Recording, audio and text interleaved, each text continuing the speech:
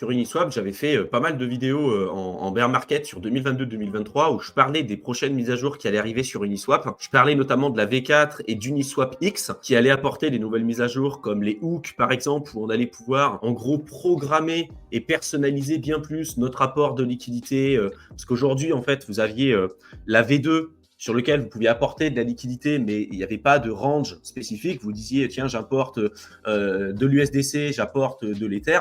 Vous mettiez 50% d'USDC, 50% d'Ether, et puis bah voilà, les gens ils vont échanger dans la pool de liquidité, et vous, au prorata du montant que vous avez déposé dans la pool, vous allez obtenir une part plus ou moins importante des frais qui sont générés dans ces échanges-là. Avec la V3, l'avantage, c'est qu'on peut concentrer notre apport de liquidité sur des ranges de prix spécifiques et du coup de limiter aussi les pertes impermanentes. Voilà, c'est ce que montre Mickaël à l'écran. On peut décider d'ajouter de la liquidité sur des niveaux de prix spécifiques, des ranges de prix spécifiques. Du coup, nous, on est capable de mieux gérer notre risque, de concentrer notre liquidité et de faire en sorte de maximiser notre retour sur investissement, parce que si on est concentré sur vraiment des niveaux de prix ultra spécifiques, on a moins de concurrence et on peut toucher une part beaucoup plus importante des frais qui sont payés dans cette pool à ce moment-là. Par contre, ça demande un peu plus de surveillance.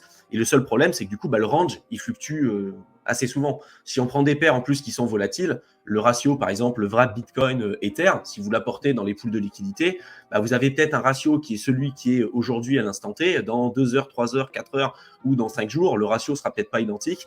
Et si vous aviez apporté sur un range de prix spécifique et que le ratio a changé à partir du moment où vous l'aviez déposé, vous ne touchez plus de frais et du coup, vous perdez entre guillemets du temps à laisser votre argent dans ces pools de liquidité.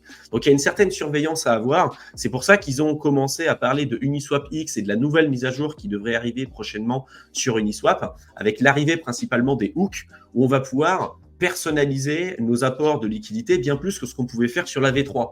Sur la V3, donc on peut concentrer notre liquidité, mais là l'avantage avec les hooks, c'est qu'on va pouvoir dire, ok, je veux par exemple que tu apportes de la liquidité avec la paire VRAP Bitcoin Ether sur tel niveau de prix. Si on est en deçà de ce niveau de prix ou si on est au-dessus, je veux que tu retires la liquidité, je veux que tu transformes mes Ethers et mes récompenses, par exemple, en DAI et que tu les déposes sur une autre pool de liquidité, etc., etc.